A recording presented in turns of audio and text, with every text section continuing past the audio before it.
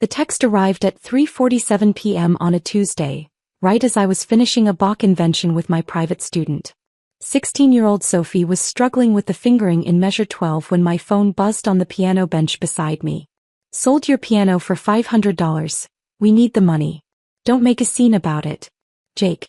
I stared at the screen for exactly 10 seconds before my student noticed my sudden stillness. Miss Hartwell? Are you okay? I forced a smile and slipped the phone into my jacket pocket. Let's work on that left-hand passage again, Sophie. Remember, it's all about the wrist motion. But my mind wasn't on Bach anymore. It was on the 1925 Steinway Model M that had been sitting in my parents' living room for the past 3 years. The piano I'd been restoring piece by piece. The piano my grandfather had left me in his will. The piano worth $2.8 million that my brother had just sold for $500. After Sophie left, I sat alone in my teaching studio and typed back, "I understand." Jake's response was immediate, finally being reasonable. Mom and Dad are relieved. I almost laughed. Reasonable. If only he knew what reasonable actually looked like. 27 minutes later, my phone rang. Unknown number with a Manhattan area code. Hello. Is this Elena Hartwell? The voice was cultured, excited. My name is Charles Morrison from Morrison & Associates Fine Arts. I believe I just purchased a piano that belongs to you. My heart started beating faster. What kind of piano? A 1925 Steinway Model M. Serial number 241847. The gentleman who sold it to me mentioned it belonged to his sister, but when I got it back to my workshop.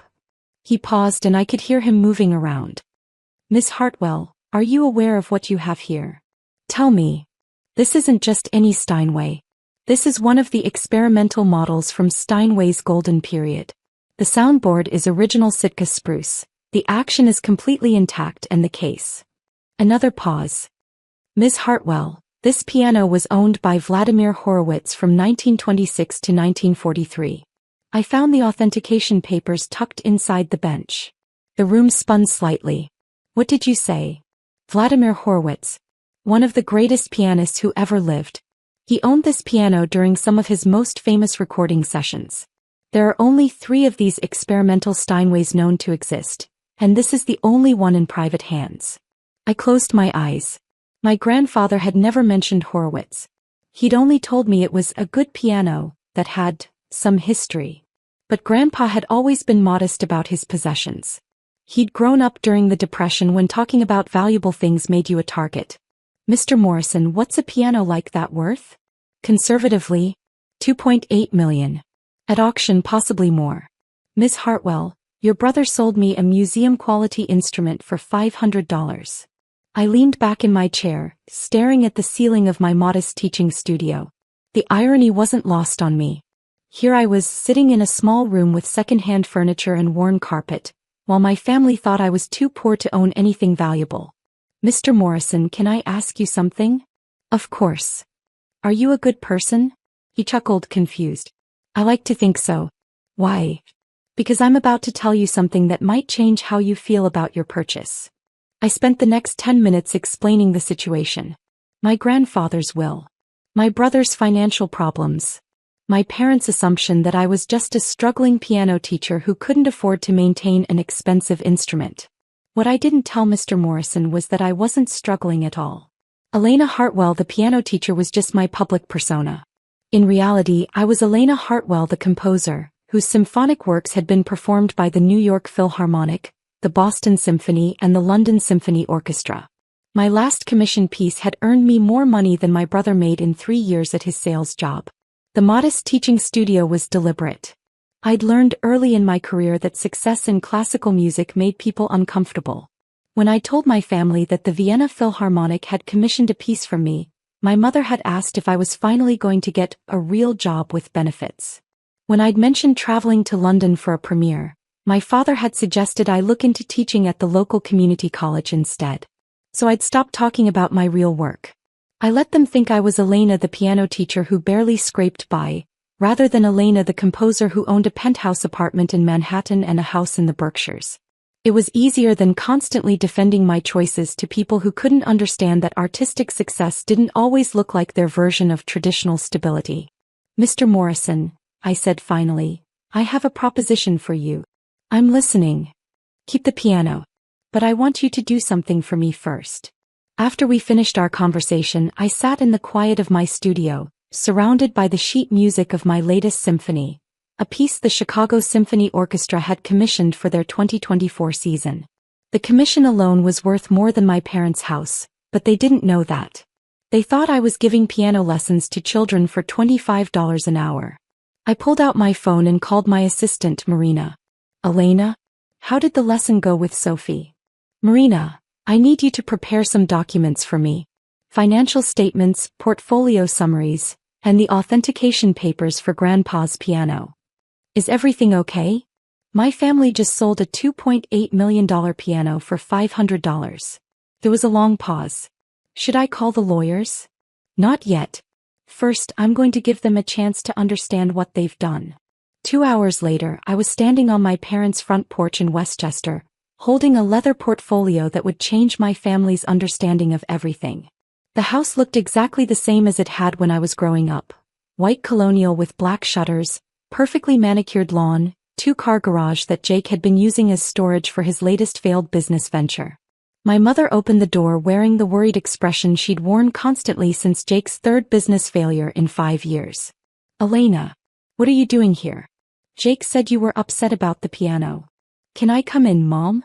She stepped aside and I could see my father in his usual recliner, reading the Wall Street Journal with the intense concentration of someone who understood numbers but had never quite figured out how to make them work in his favor.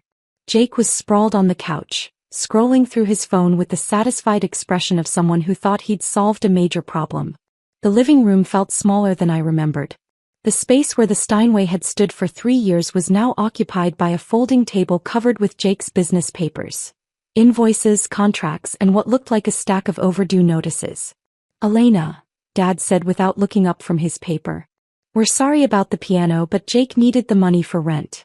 We couldn't let him get evicted again. It's okay, Dad. Jake looked up from his phone and I could see the relief on his face. See? I told you she'd understand. It was just sitting there collecting dust anyway. Nobody ever played it. That stung more than it should have. I'd played that piano every time I visited, usually late at night when the rest of the family was asleep. Some of my best compositions had started with late-night improvisations on those keys. But they'd never noticed because they were never awake to hear it. Besides, Jake continued, it's not like you could afford to keep it maintained properly. Those old pianos need constant tuning, climate control, all kinds of expensive stuff. I sat down across from him and placed the portfolio on the coffee table. Jake, who did you sell the piano to? Some antique dealer from the city. Guy seemed to know what he was talking about. Said it was a nice piece but needed work. What was his name? Morrison something. Charles Morrison, I think. Why? I opened the portfolio and pulled out the first document, Charles Morrison's business card and a detailed biography. Charles Morrison from Morrison & Associates Fine Arts. One of the most respected piano dealers in the world. He's the guy the Metropolitan Opera calls when they need to authenticate historical instruments. Jake shrugged, but I could see uncertainty creeping into his expression. Hey. So he called me after he got the piano back to his workshop. My father finally looked up from his newspaper. Called you why? To tell me what you actually sold him. I handed Jake the authentication papers. These were hidden inside the piano bench. Mr. Morrison found them during his initial inspection. I watched Jake's face as he read. His expression moved from confusion to disbelief to something approaching panic. This says the piano was owned by Vladimir Horowitz. That's right. My mother sat down heavily in the chair next to my father. Who's Vladimir Horowitz? One of the greatest pianists who ever lived, Mom. He owned Grandpa's piano from 1926 to 1943. Used it for some of his most famous recordings. The room was silent except for the ticking of the grandfather clock in the corner. Another antique that had belonged to my grandfather, though thankfully one that Jake hadn't decided to sell. Elena, my father said slowly, what is a piano like that worth? I pulled out the formal appraisal document and handed it to him. The letterhead was from Steinway and Sons themselves, and the assessment was signed by their chief restoration expert. The number at the bottom made him actually gasp. $2.8 million. That's the conservative estimate, I said quietly. At auction with the Horowitz provenance it could go significantly higher. Jake was staring at the papers like they might spontaneously combust. But I only got 500. Because you sold a museum-quality instrument to someone who assumed you knew what you were selling. My mother was pale, her hands shaking slightly as she reached for the appraisal. Elena, we had no idea. Your grandfather never said anything about. Grandpa didn't know about the Horowitz connection either. But he knew it was valuable. That's why he left it to me specifically in his will. Jake stood up abruptly, pacing to the window that overlooked the backyard where we'd played as children. We have to get it back. We have to tell this Morrison guy there was a mistake. Actually, I said, we don't. Everyone turned to look at me. Mr. Morrison made a legal purchase. You offered the piano for $500, he accepted. The fact that you didn't know its value doesn't invalidate the sale. Jake spun around, his face flushed. So we just lose almost $3 million because I didn't know? You lose almost $3 million because you sold something that wasn't yours to sell. The words hung in the air like smoke.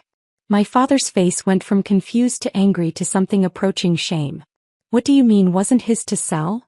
I pulled out the copy of my grandfather's will, highlighted in yellow where it specifically mentioned the piano. Grandpa left the piano to me. Jake had no legal right to sell it.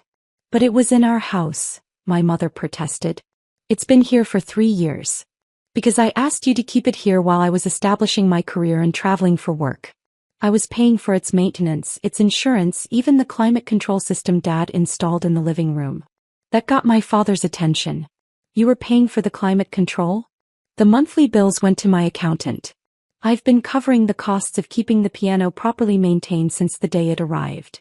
Jake sat back down heavily, running his hands through his hair. Elena, I'm sorry. We thought it was just taking up space. I thought you didn't want it. You never asked what I wanted. You never asked if I could afford the maintenance. You just assumed that because I teach piano lessons I must be broke. Well, aren't you? The question came from my father and it wasn't mean-spirited. He genuinely seemed confused. I almost laughed. No, Dad. I'm not broke. But you live in that tiny apartment and you drive that old car and you're always talking about budgeting for things. Because I'm careful with money. Because I learned from watching you struggle when your business went under in 2018. Because I don't believe in spending money just to impress people. My mother leaned forward. Elena, if you're not struggling, why didn't you help Jake with his rent? Because Jake never asked for help. He just took something that belonged to me and sold it. We can fix this, my father said firmly, the problem solver in him emerging. We'll call this Morrison fellow, explain the situation. Surely he'll understand. I smiled. I already called him Dad. And I reached into my purse and pulled out a cashier's check, placing it on the coffee table where everyone could see it. $2,800,000. Pay to the order of Elena Hartwell. My mother actually whispered. He paid you. He paid me. Jake was staring at the check like it was a mirage. But why? He already bought it for $500. Because he's an honest dealer who doesn't profit from other people's mistakes.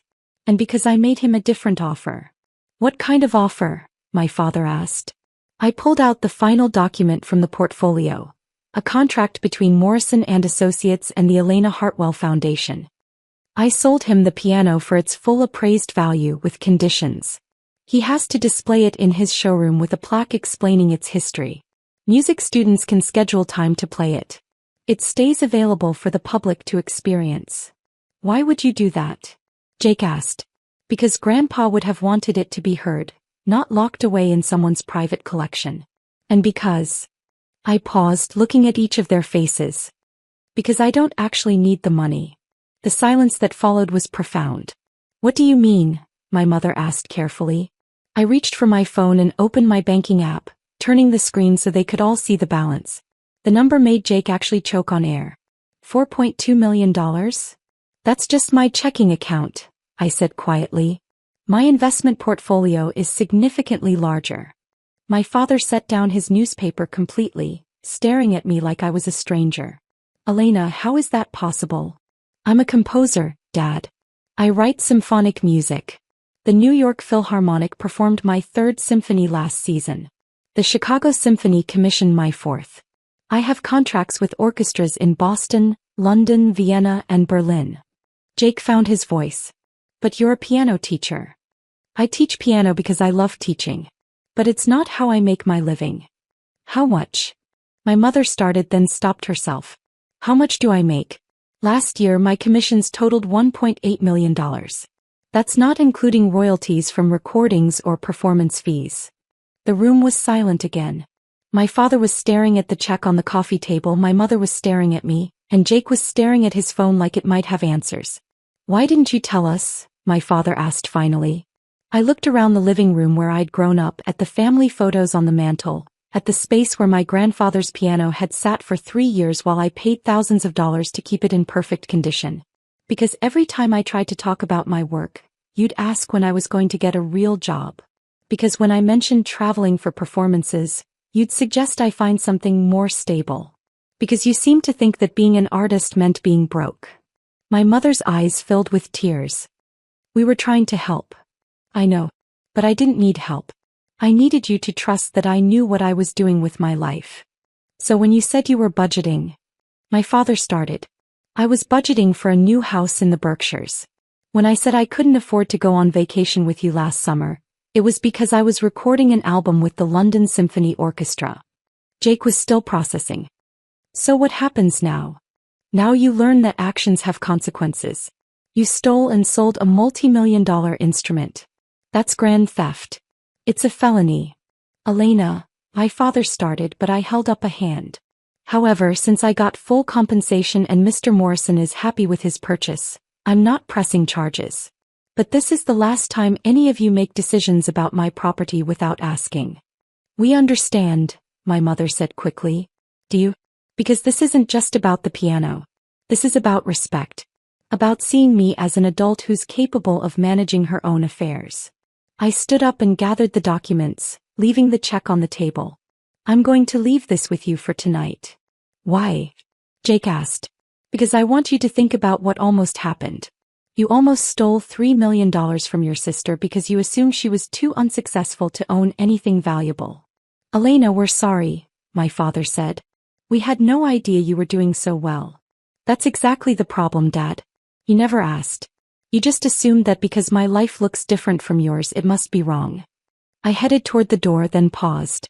Oh, and Jake? Mr. Morrison has your information on file. If you ever try to sell something that belongs to me again, he'll be calling the police immediately. So will every other reputable dealer in the country. Elena, wait, my mother called. What about us? Are we okay? I turned back to look at them.